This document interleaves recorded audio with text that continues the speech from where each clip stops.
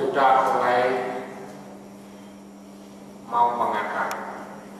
Oleh karena itu, kalian sebagai generasi muda harus bisa mengikis, dimulai dari diri kalian sendiri. Paham egosentris? Karena kalau tidak, semua nanti dari bermuara egosentris akan menjadi kerugian bagi bangsa dan negara kita. Yang nanggung mungkin bukan kalian. Kalian berpikir untuk keutuhan NKRI hanya berpikir pada saat kalian hidup. Sekarang saya tanya, negara ini hancur pada saat kalian sudah tua, yang ngalami anak kalian, mau nggak? Ya. Saya bisa bicara seperti yang karena saya ini orang tua. Anak saya sudah kelas 3 SMA, kelas 12. Saya dulu waktu masih muda, saya tidak pernah berpikir bagaimana orang tua saya memperhatikan saya, khawatir terhadap diri saya. Nah, sekarang begitu saya sudah punya anak besar, saya sudah mulai berpikir kalau terjadi apa-apa dengan negara kita, saya lihat anak saya nanti hidup sengsara, apa saya beda. Nah, kalau kalian mungkin belum sampai pada tahap seperti itu,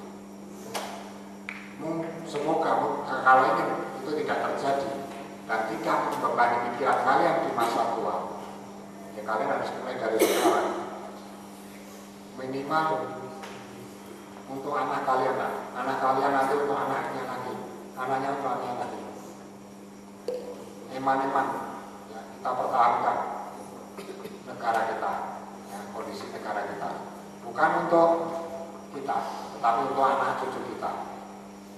Alangkah sengsaranya pikiran kita apabila negara kita mengalami kekacauan, tetapi pada saat kalian sudah mendekati contoh anak kalian yang mengalami tersiksanya kita, kemudian berdosanya kita, makanya harus kita mulai dari sekarang. Coba kita hidupkan kepentingan pribadi kita. Kita jangan kita utamakan kepentingan pribadi kita. Mari kita letakkan untuk kepentingan bersama. Nah, kalau kita bisa meletakkan kepentingan bersama, berarti kita bisa menghargai perbedaan. Sekarang ini mungkin sering kita lihat di media adanya demo. Demo ini memperjuangkan apa? Saya tanya. Memperjuangkan apa? Prinsipnya memperjuangkan apa? Nah, betul, betul sekali, 100 memperjuangkan hak. Memperjuangkan hak, hak saya apa? Hak kelompok saya apa? Hak saya apa? Tapi ada demo yang menuntut kenapa kewajiban saya tidak diakomodir? Ada nggak? Kenapa tidak ada?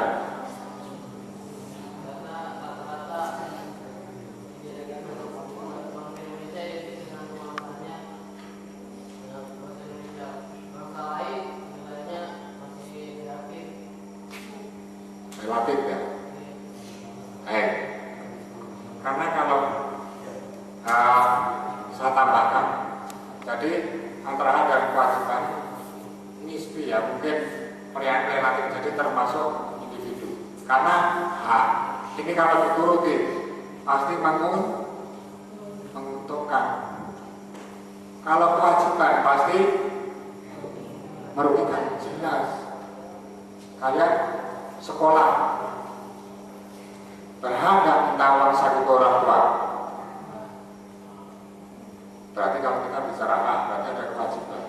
Pertama, kalian berhak minta ke orang tua, minta uang, entah untuk bayar SPP, untuk uang saku, kalian berhak. Orang tua punya kewajibannya. Apa hak orang tua itu kasih uang ke kalian? Kewajiban. Berarti orang tua ini rugi nggak? Kalau secara nominal, ya rugi keluar duit. Anak punya hak bahwa saya sekolah, saya minta uang untuk kepentingan sekolah. hak, orang tua berkewajiban. Si anak ini menuntut hak, dia punya kewajiban nggak? Kewajibannya apa? Belajar.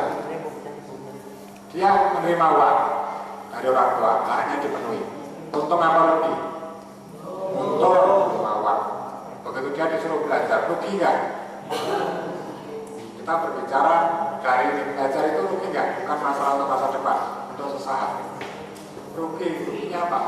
Karena harus mulai, harus buka buku, beli buku, harus cari referensi, ya. Kemudian harus keluar waktu untuk belajar bersama. Itu kan rugikan, yang menguntungkan kan bisa menanggung. Nah, ini yang mau saya sampaikan. Jadi di sini para siswa sekali, sekarang seimbangkan.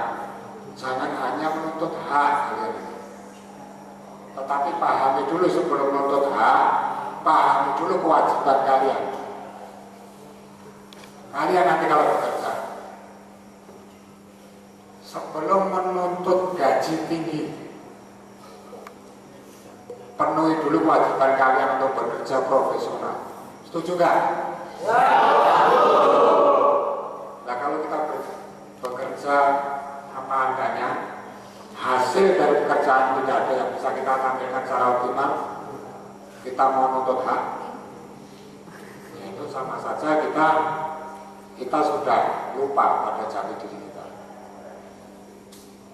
Mungkin titel kalian nanti mungkin S2, S3, S4, S5 dan seterusnya. Begitu jabatan kalian kok start di situ aja menuntut, saya harusnya jabatannya lebih tinggi dari itu.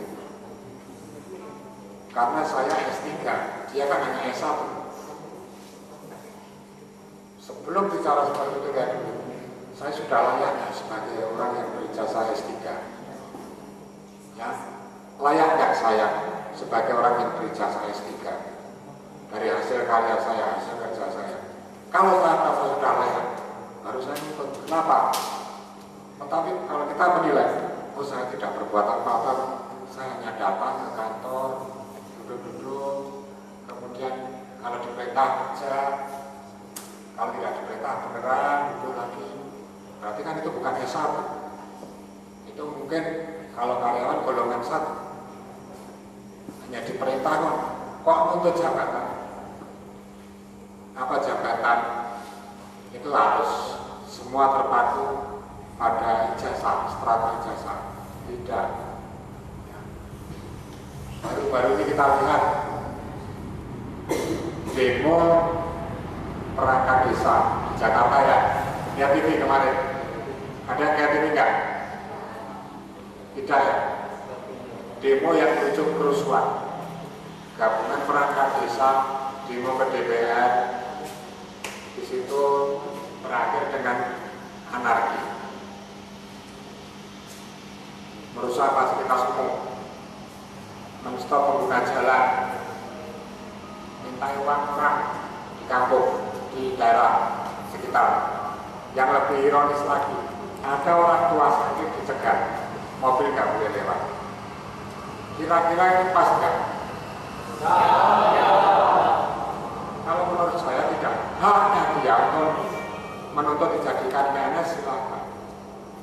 Tetapi mekanisme seperti ini yang pada akhirnya merugikan orang banyak, merugikan masyarakat umum, bahkan membahayakan keselamatan umum. Kalau menurut saya sudah tidak logis. Ya, sudah tidak logis.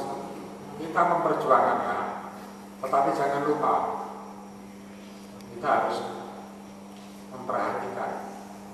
Jangan sampai kita merugikan orang lain. Upaya apa yang ditempuh? Upaya hukum. Dengan upaya hukum, seandainya harus pakai unjuk rasa lah yang baik.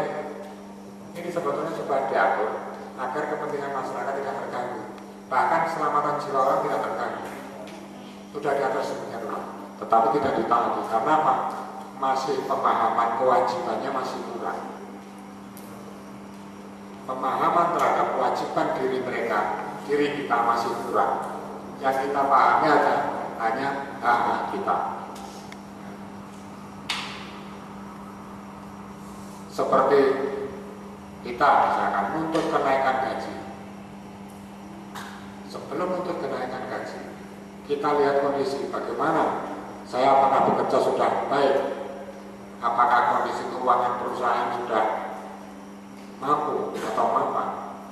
Saya sebagai militer ditanya, apakah jadi tentara kalau digaji, tidak digaji mau nggak?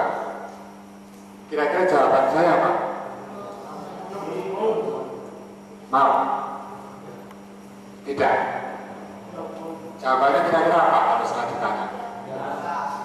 Tidak. Ada yang jawab mau? Jawaban saya dua. Bisa mau dan bisa tidak. Kita ada nilai-nilai kejuangan, kita realistis. Jadi kalau jadi tentara, saya jawab siap, tidak, saya mau tidak digaji. Besok begitu tidak digaji, juga mau. Jadi begini, perlu kita luruskan. Jawabannya siap tidak digaji apabila negara memang tidak mampu menggaji kita. Kalau negara mampu, ya, loh, negara mampu kenapa kok tidak mau gaji kita? Kan tanda tanya. Tetapi kalau jawabannya siap mau selagi negara tidak mampu menggaji. Kalau nanti negara tidak mampu menggaji, apa tentara tidak mau kerja? Salah. Kalau negara sudah tidak mampu menggaji, tetapi tentara tidak mau kerja, salah. Karena tugas tentara adalah membela nusa dan bangsa. Dan negara berkewajiban untuk mensejahterakan tentara kalau mampu. Sama seperti kalian. Kalian perusahaan mampu menggaji, tapi kalian tidak digaji, mau nggak? Tidak mau. Tetapi kalau negara tidak mampu menggaji, kalian sudah mengabdi di perusahaan itu, mau nggak tidak digaji? Kalau perusahaan tidak mau, harusnya mau, harusnya. Tetapi rata-rata sekarang mentalnya mental volunteer, ya. Tahu nggak? Kita bekerja di negeri kita. Saat itu negeri kita makmur. Begitu sudah mulai terjadi krisis, ada yang mungkin gajinya turun drastis, mencarilah kerja di luar negeri. Karena apa? Gajinya lebih besar. Gaji lebih besar. Suatu saat negara kita ekonominya bisa bangkit lagi, bisa menggaji lebih, yang di luar negeri ini pulang bekerja di Indonesia. Sikap-sikap seperti ini yang disebut sikap volunteer. Jadi mau hidup di negara kita apabila negara kita sudah kaya, tapi saat negara kita sedang mengalami masalah, larilah keluar. Nah, hal-hal seperti ini yang perlu para siswa pahami. Jadi apapun kondisi negara kita harus tetap berkomitmen bahwa bangsa dan negara ini adalah menjadi tanggung jawab kita bersama, baik dalam kondisi makmur maupun dalam kondisi terpuruk. Dalam segala aspek kita harus berperan aktif untuk membangun negeri kita, bangsa dan negara kita. Karena bangsa dan negara kita tidak bisa terbangun dengan baik kalau kita tidak mempunyai mental rasa cinta tanah air kita. Rasa cinta tanah air adalah dari ungkapan cinta kita harus bisa menerima dalam suka dan duka. Bersatu di dalam suka dan duka. Jangan hanya kalau lagi suka negara Indonesia lagi mengalami kemakmuran, kita di Indonesia begitu terpuruk keluar, tetapi tidak mau merasa sekalipun sedikit pun untuk berkontribusi mengentaskan permasalahan bangsa kita. Ini yang harus kalian pahami. Harus suka dan duka. Boleh kalian mungkin mencari atau berjuang di luar Indonesia, tetapi tetap berorientasi memikirkanlah negara Indonesia demi kejayaan negara Indonesia. Karena kalau tanpa pemahaman seperti itu dalam diri generasi muda, mustahil hari ini akan bisa bertahan dengan baik. Kira-kira yang saya sampaikan tadi paham ya? Jelas? Jelas atau jelas?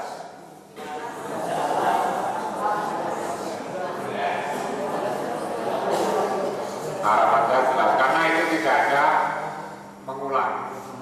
Karena kalau mengulang waktunya juga habis.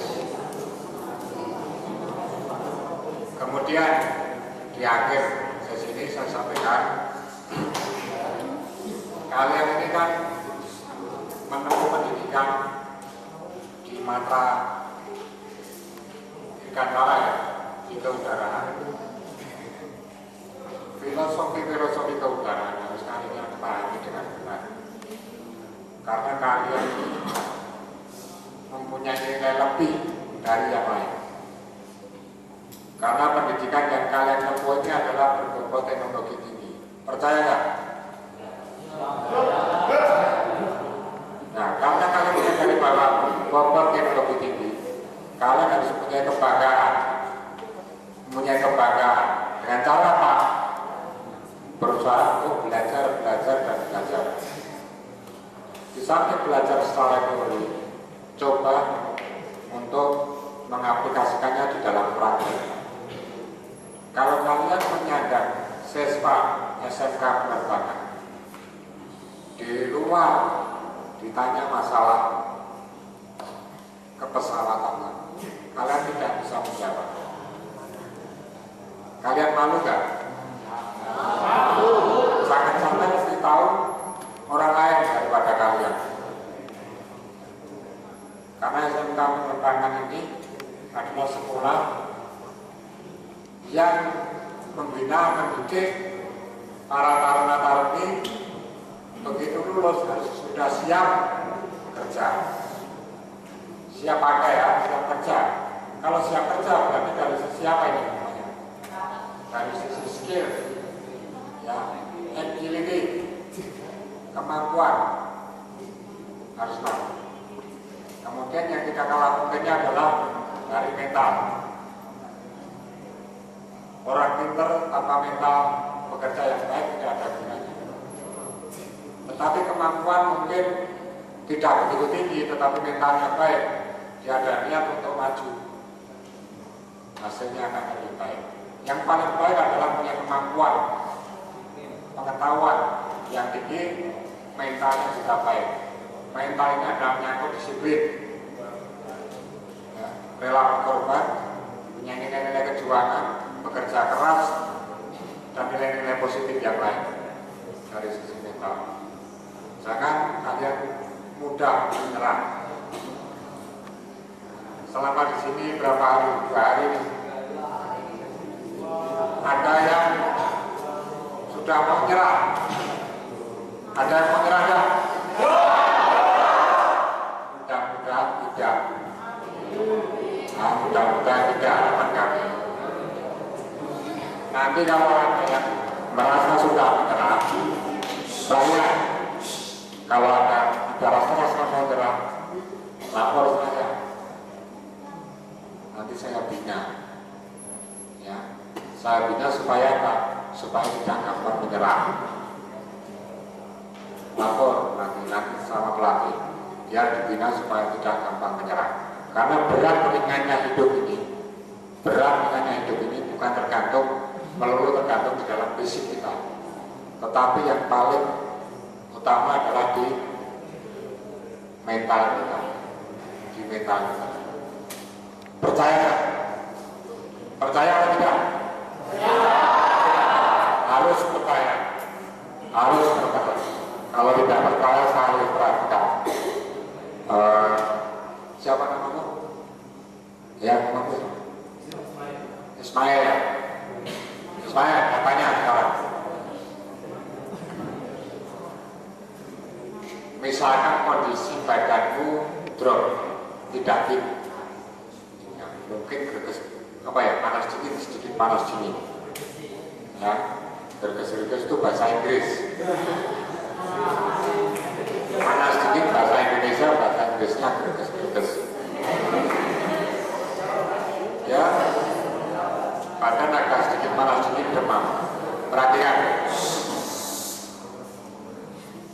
disuruh oleh bapakmu ya, bapaknya Ismail,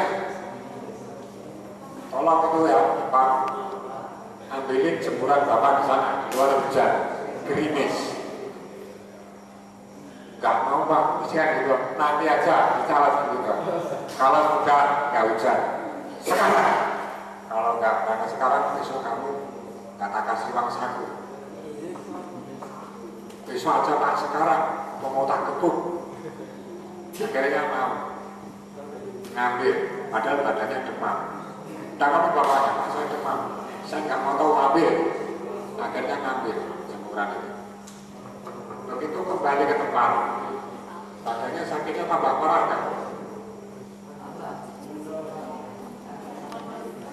Siapa bilang tidak? Lawang badannya sudah gak enak, hatinya dongkol. Masih malam, Pak, tambah panas dingin badan saya ini, tambah sakit. Ya, kasus berikutnya, Ismail dipanggil oleh orang yang baik hati. Kamu punya duit nggak? Nggak punya Pak. Ini bukan bapaknya orang lain. Ini Ismail, kamu bisa bantu saya nggak? Bantu apa? Tolong kamu bisa betulin skema pesawat ini nggak? Bisa. Begitu sudah selesai, tolong kamu sudah bekerja, tolong itu di sana. Karena saya mengapresiasi kerja kamu, padahal badanmu juga gerges-gerges ya. Ketemu sana di terminal sana, coba kamu lari ke sana. Kamu ambil, sudah saya siapkan uang sejumlah 30 juta sebagai ungkapan terima kasih saya dan terus.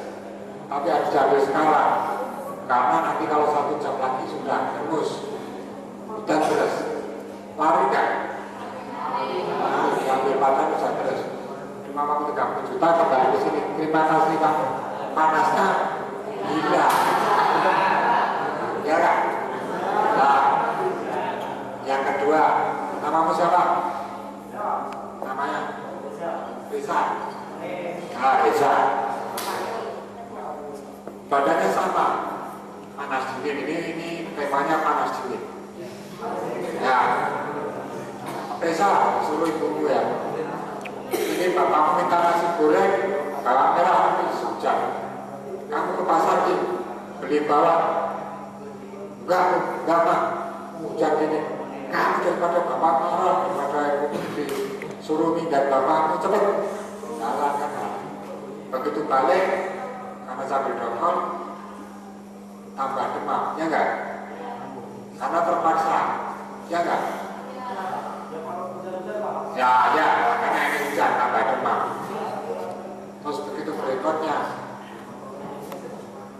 ada apa ya? Ada ini kawan di sini yang bisa ini Fatimah. Kalau ini saya baru les, tolong dijemput. Ini pacarnya cakep ini. Bisa ya? Oh bisa. Dijemput lah si Fatimah itu. Karena memang gebetannya ya. Begitu diantar, suruh nganter pulang, mana jauh. Sampai di rumah, gimana Mas? Sakit kan toh? Badanku sakit. Kira-kira sakit kan? Nah,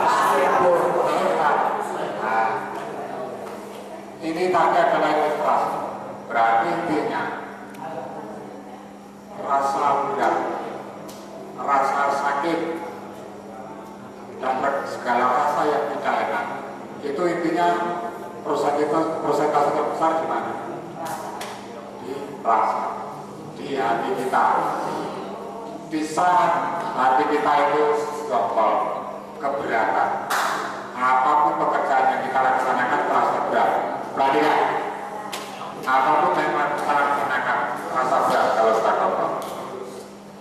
Namun kalau kita melaksanakan segala sesuatu dengan ikhlas, pasti akan terasa ringan, akan terasa menyenangkan. Ya. Baik, ini sudah pukul 8 malam.